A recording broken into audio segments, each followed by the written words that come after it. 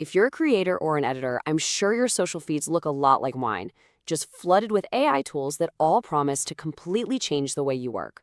But let's be real for a second. A lot of it feels like more hype than actual help. So today, we're going to cut through all that noise. We're going to figure out what's a real game changer and what's just a distraction.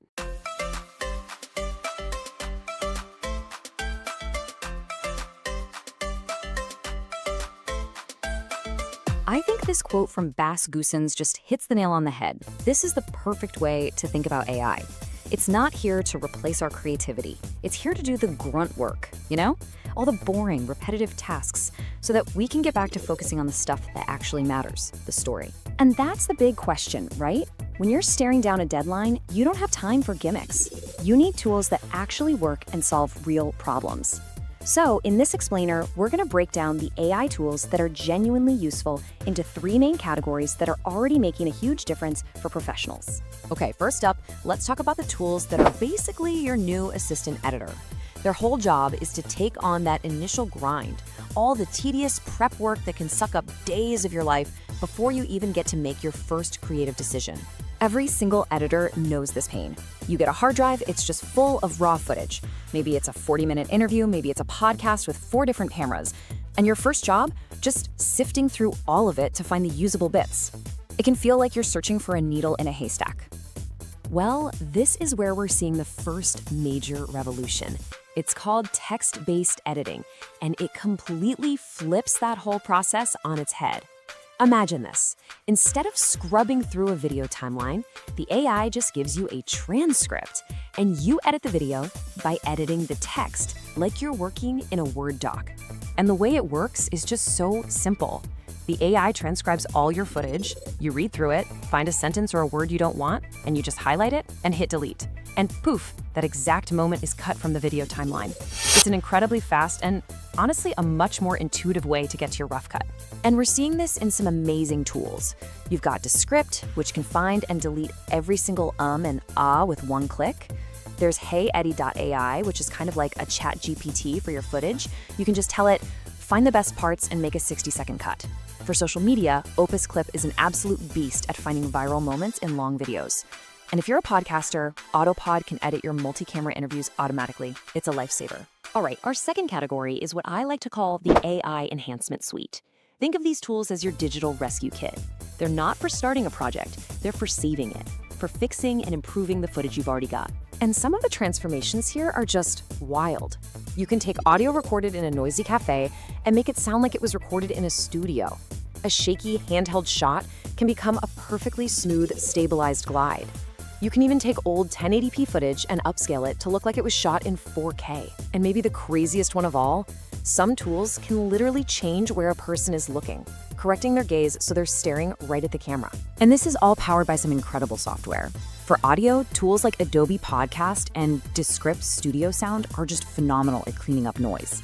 On the video side, Topaz Video AI is kind of the king of upscaling, and the neural engine in DaVinci Resolve can create the most buttery smooth slow motion you've ever seen.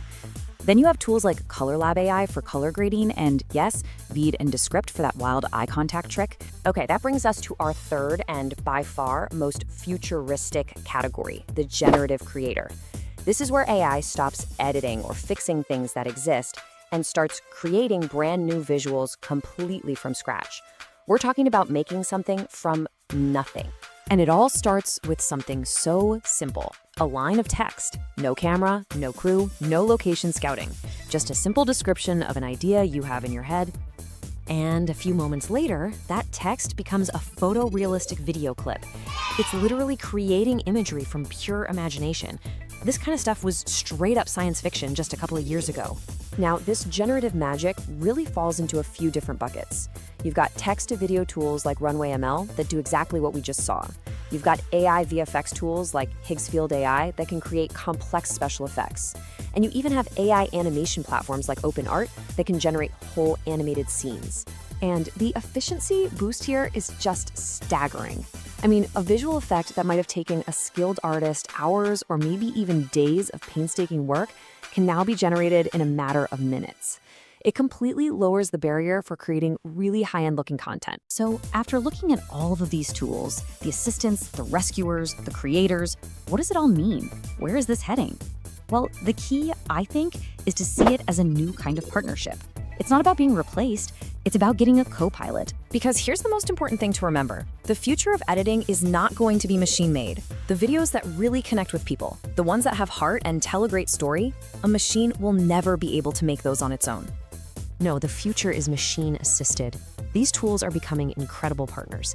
They handle the technical stuff, they do the tedious work, and they free up the human editor to do what we do best, to be the creative force, to be the director. So, to wrap it all up, the AI is your assistant for the prep work.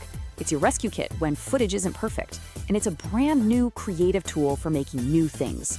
Your role doesn't get smaller because of this. It gets bigger. Your job starts to shift away from the technical clicks and becomes all about the high-level decisions.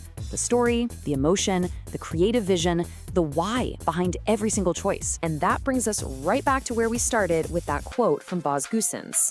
As the AI gets better and better at handling the how, your value as a creative professional skyrockets. Your taste, your knowledge, your storytelling instincts, that's the stuff that becomes even more important. That's your superpower. So the real question isn't what can the AI do? It's what are we going to do with it? As all of these technical barriers start to just disappear, what new stories, what incredible, ambitious ideas that we thought were impossible, what will we finally be free to create?